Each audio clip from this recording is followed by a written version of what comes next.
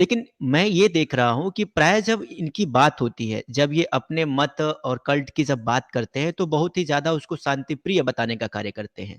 जैसे कि मैंने देखा है कि आसमानी किताब को मानने वाले लोग हों या किसी तरह आसमानी या किसी भी तरह की आसमानी तूफ़ानी चीज़ों को नकारने वाले लोग हों, यानी कि जो किसी ईश्वर, गॉड, अल्लाह पे विश्वास नहीं करते हैं, जो अपने आप को आजकल नौबौद्ध बोलते हैं। तो ये दोनों के दोनों ही जो हैं, ये अपने आप को शांति का पर्याय बताते हैं। कहते हैं कि हम भी शांति प्रिय हैं और ये भी कहते हैं हम भी शांति प्रिय हैं। लेकिन इनका जो इतिहास है, जैसा कि अभी आपने इनके इतिहास के बारे में बताया पहले ही कि इनका जो इतिहास है वो इतिहास पढ़ लिया जाए या फिर इनका वर्तमान देख लिया जाए। शांति का सौ भी देखने को कहीं नहीं मिलता। ये बिल्कुल। दुनिया जानती है ये दुनिया जानती है कि इन्होंने ही जब इनकी ऐतिहासिक जो पृष्ठभूमि है, अगर उसको देखा जाए तो कितने बर्बर तरीके से इन्होंने हमारे इस देश पर आक्रमण किया, हमारे मंदिरों को तोड़ा, हमारे साधु संतों और हमारे पूज्य स्थलों को बर्बाद करने का कार्य किया है। उसी तरह से ये ईश्वर को ना मानने वाले ये जो दूसरे टाइप के जो शांति प्रिय हैं, इन्होंने भी सेम वही किया है। बिल्कुल। और बड़ी मजे की बात है कि हमारे 99% हिंदू भाइयों को ये पता ही नहीं है कि इन्होंने क्या किया है। हम तो ये कहते बिल्कुल। हैं कि भाई ये तो हमारे भाई हैं, हमारे ही में से निकले हैं, हमारे ही उपभाग हैं। लेकिन उपभाग वालों की जो महत्वपूर्ण भाग है, वो छुपाया क्यों जाता है हमसे? जैसे कि अभी इसके पहले हमने 2-3 दिन पहले एक स्ट्रीम की थी और उस स्ट्रीम में हमने बताया कि किस तरह से ये दूसरे शांतिप्रिय समुदाय के जो लोग हैं, इन्होंने प्राचीन काल में हमारे हिंदू देवी देवताओं को अपने काल्पनिक फर्जी देवी देवताओं के पैरों तले रौंदने का कार्य किया है। आप बताइए, भगवान श्री गणेश हमारे धर्मशास्त्रों में सबसे प्रथम पूज्य है। अब गणेश भगवान को इन शांति प्रिय समुदाय के लोगों ने आज से 2000 1500 वर्ष पहले ऐसी मूर्तियां बनाई, ऐसे काल्पनिक देवी देवता बनाए कि उन काल्पनिक देवी देवताओं के पैरों तले उनको कुचलवा रहे हैं। जी। उनको पैरों तले कुचला जा रहा है, गणेश जी का बाल पकड़ के खींचा जा रहा है और उनको थप्पड़ लगाते हुए देवी की रचना की जा रही है। माता पार्वती के वक्षस्थल पर पैर रख के उनको कुचलवाया जा रहा है, भगवान शिव को कुचलवाया जा रहा है। जिनकी धार्मिक मान्यताएं इतनी क्रूरतम रही हैं आज से 2000 2500 वर्ष पहले, आज वो हमको शांति का पाठ पढ़ाती हैं कि कहती हैं कि तुम हिंदू जो हो, तुम असहिष्णु लोग हो, तुम लोग जो हो वो भड़काते हो लोगों को, तुम लोग सांप्रदायिक तनाव पैदा करते हो। अरे उस सांप्रदायिक तनाव के बारे में ये कब बात करेंगे जो आज से 2000-2500 वर्ष पहले ये करके गुजर चुके हैं? उसका जी। जवाब कौन देगा? ये मैं आपसे जानना चाहता हूँ कि आखिर हमारा जो समाज है ये क्यों नहीं इनकी इस बारीकियों को समझने का प्रयास करता है, इनके इस छल प्रपंच को समझने का प्रयास करता है? देखिए, जो बौद्ध संप्रदाय की जो शुरुआत हुई थी, और चाहे वो जैन संप्रदाय के जो लोग हैं, क्योंकि अक्सर करके हम जैन संप्रदाय पर भी बात नहीं करते हैं, क्योंकि जैन संप्रदाय में फिर भी काफ़ी चीज़ें हैं जो वो लोग बहुत साथ लेकर के चलने की भी बात करते हैं, और उनमें फिर भी बौद्धों जितना तो ख़ैर कम से कम नहीं है। लेकिन मैंने अक्सर ये देखा है कि वो कोई भी हो, हिंदुओं के प्रति उनके जो किताबें हैं, उनमें बहुत ही खुल्लम-खुल्ला और स्पष्ट तौर पर ऐसे शब्दों का ही प्रयोग किया जाता है, जो कि कोई भी हिंदू सामान्यतया सुन नहीं पाएगा, चाहे वो कोई भी हो। मैं किसी की ऐसे बात नहीं कर रहा हूँ, लेकिन लिखा हुआ तो है। और जब उनके जो समाज के जो गणमान्य लोग हैं, जो पूज्य लोग हैं, जब वो प्रीचिंग करते हैं, तो वो स्पष्ट तौर पर ही कहते हैं। लेकिन बौद्ध समाज ने जिस प्रकार से नृशंस नरसंहार हिंदू समाज का किया है, जिस प्रकार से उन्होंने मंदिरों को तोड़ा है, मूर्तियों को विध्वंस किया है, यज्ञशालाओं को तोड़ा है, ब्राह्मणों का कत्ल किया है, वो इतना बड़ा कत्ले-आम था कि आप अगर मुगलों का, बाबर का, औरंगजेब का यदि काल देखेंगे, तो आप कंपेयर नहीं कर पाएँगे कि किसके ज़माने में, किसके समाज में ज़्यादा क्रूरताएँ हुई हैं। वो अलग बात है कि फिर कुछ महापुरुष आए, निकले, और जिन्होंने अपने बाहुबल से, अपने तेज से, अपने क्षत्रियत्व से, अपने ब्राह्मण ज्ञान से इन सबको नेस्तनाबूद किया, समाप्त किया, खत्म किया, और फिर बाद में आए आदि गुरु, और जिन्होंने कि पूरे समाज में घूम-घूम कर, फिर-फिर करके इस समाज को एक्सपोज़ किया, उसकी सच्चाई को बयान किया। और ठीक वही कार्य उस समय पर इस समाज को एक्सपोज करने का था और चारों कोनों से मजबूत करने का कार्य था, जो कि फिर बाद में 1875 में इस्लाम और ईसाइयत के पास से, दंश से निकालने के लिए जो कार्य बाद में महर्षि दयानंद सरस्वती जी ने किया था। आप उन क्रूरताओं पर बात करते इसलिए नहीं है, हिंदू समाज इसलिए बात नहीं करता है क्योंकि इसमें ना एक एक मिठास, चाशनी छोड़ दी गई है, और वो है विष्णु जी के दशावतारम की। अब आप विष्णु दशावतारम को जब सुनते हैं तो उसमें जानते ही हैं आप कि 9वें स्थान पर बुद्ध को रख दिया जाता है।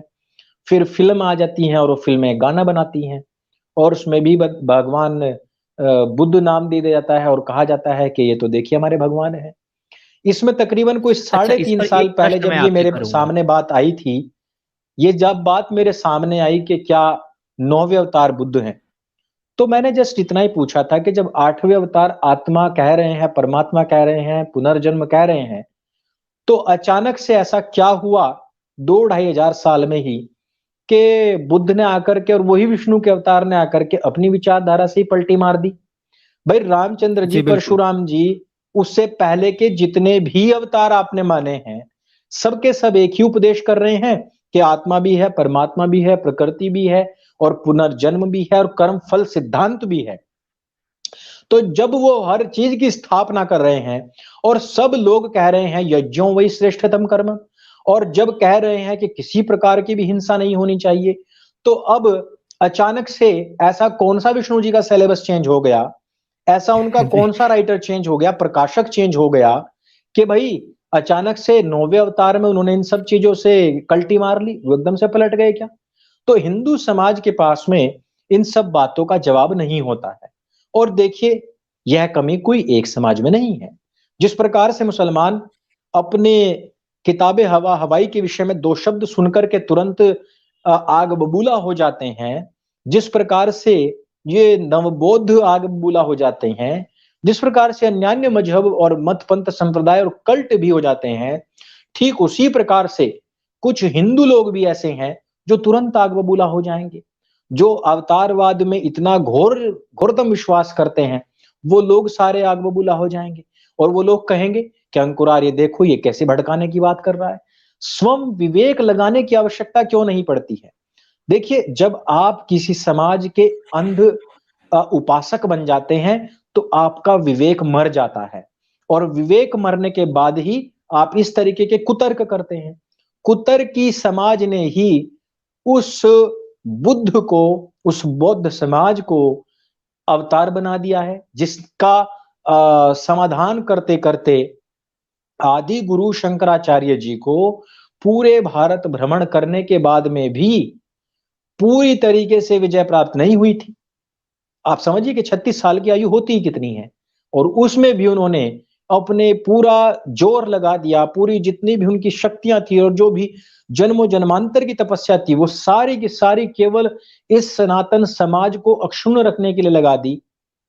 और हम फिर भी सब उन उन वो जो चिकनी चुपड़ी बातें हैं और वो जो बी आर चोपड़ा की लिखी हुई किताबें हैं और वो जो जावेद अख्तर के लिखे हुए गीत हैं, उनके आधार पर कह रहे हैं कि एक नास्तिक समाज वो विष्णु जी का अवतार था। तो हिंदू समाज ने भी अक्सर देखा गया है कि अपनी बुद्धि को उठा करके और बाहर चप्पलों के पास ही छोड़ आए हैं वो, और तब जाकर के इस ऐसे तरीके के लोगों के उपदेश सुनते हैं जो कहते हैं कि 9वें अवतार बुद्ध थे। तो हिंदू समाज को भी कहीं ना कहीं इस बात को स्वीकार करना होगा कि सनातन धर्म तर्क आधारित है। जो लोग कहते हैं कि तर्क के आधार पर भगवान को प्राप्त नहीं किया जा सकता, इसको प्राप्त नहीं किया जा सकता, उसको प्राप्त नहीं किया जा सकता, तो मेरे भाइयों, आपके सामने यदि हम बुद्ध को हटा दें, तो अंतिम अवतार यदि आप मान भी लें, तो योगेश्वर श्री कृष्ण महाराज हैं, और योगेश्वर श्री कृष्ण महाराज ने 18 अध्याय जो गीता में दिए हैं, वो तर्क पर ही आधारित हैं। उन्होंने अपने भक्त, अपने प्रश्नकर्ता अर्जुन को पूरी छूट दी है कि वो क्वेश्चन पूछ सके, और वो लगातार क्वेश्चन कर रहा है और श्री हरि वहां पर लगातार जवाब दे रहे हैं। तो आप वहीं से समझ जाइए कि भगवान हमें क्या उपदेश देना चाहते हैं और क्या सिखाना चाहते हैं। वो यही सिखाना चाहते हैं कि प्रश्न करना अत्यंत आवश्यक है। प्रश्न का उत्तर जब तक नहीं मिलता, जब तक हम पूर्ण शक्ति, उत्साह, ऊर्जा के साथ कोई भी कार्य नहीं कर सकते। जब अर्जुन पूरी तरीके से सारे के सारे प्रश्नों का उत्तर मिल गया और तृप्त हो गया, तब जाकर के उसने पूरी ऊर्जा लगाई और महाभारत का युद्ध जीत लिया। तो आपके सामने जो भी लक्ष्य है, चाहे वो ईश्वर प्राप्ति है, चाहे वो धर्म प्राप्ति है, धर्म के मर्म को जानने का है, चाहे अधर्म को जानने का है, जब तक आप प्रश्नों के उत्तर नहीं जानेंगे, जब तक आप तर्क नहीं करेंगे, तब तक आप सत्य को प्राप्त नहीं कर सकते। और हिंदू समाज में आज सबसे बड़ी कमी यही है कि वो भी अंध उपासक बन चुका है। मैं एक और बात जी। कहूं राजेश भाई, ये तो अच्छा हुआ हुँ। कि मोहम्मद की कोई तस्वीर नहीं थी। जी। ये तो अच्छा हुआ कि मोहम्मद की तस्वीर नहीं थी और मुसलमानों ने तो ये हिंदुओं के ऊपर बड़ा एहसान किया। नहीं तो आज 90% हिंदुओं के घरों में उसकी भी तस्वीर लगी होती, उसका भी फोटो लगा हुआ होता, और वो भी जन्मदिन पर, हर जन्मदिन पर केक उसी प्रकार से खा रहा होता जिस प्रकार से दुर्गा और गणेश जी और शंकर जी और विष्णु जी हर जन्मदिन पर अंडे वाला केक खाते हैं। मैंने बहुत हिंदुओं के घरों जी। में देखा, अंडे का केक बनवाएंगे और मंदिर में जाकर के सबके मुंह पर यहां चिपका देंगे, फिर वो बाद में चींटियां खाती फिरती हैं। अरे भावना ही ऐसी हो चुकी है लोगों की, तो उनका धर्म कैसे जीवित रहेगा आप ये बताइए। अपने धर्म के द्रोहियों के दरबार में जो जाकर माथा रगड़े, वैसे समाज को समाप्त करने के लिए दुश्मनों की आवश्यकता नहीं, वैसा समाज तो स्वयं ही अपनी कब्र खुद खोद करके आया है, वैसा समाज तो स्वयं ही अपनी चिता को तैयार करके आया है। अंतिम समय में जब उसके शरीर से खून टपक रहा होगा, चींटियां उसके पीछे भाग रही होंगी और उसके घावों पर मक्खियां भिनभिना रही होंगी, तब उसको खुद ही रेंगते रेंगते उस चिता के ऊपर लेटकर खुद ही आग लगानी पड़ेगी। ऐसी हमारे समाज ने तैयारी कर ली है। वो खुद रेंगते रेंगते कब्रों में जाकर खुद अपनी मिट्टी खुद अपने ऊपर डालने के लिए वो तैयारी कर चुके हैं। जो आज भी भाईचारा का गान गा रहे हैं, वो लोग जो आज भी मजारों पर माथा और तशरीफ दोनों रगड़ रहे हैं, और जो लोग आज भी बुद्ध को विष्णु का नौवां अवतार कह रहे हैं।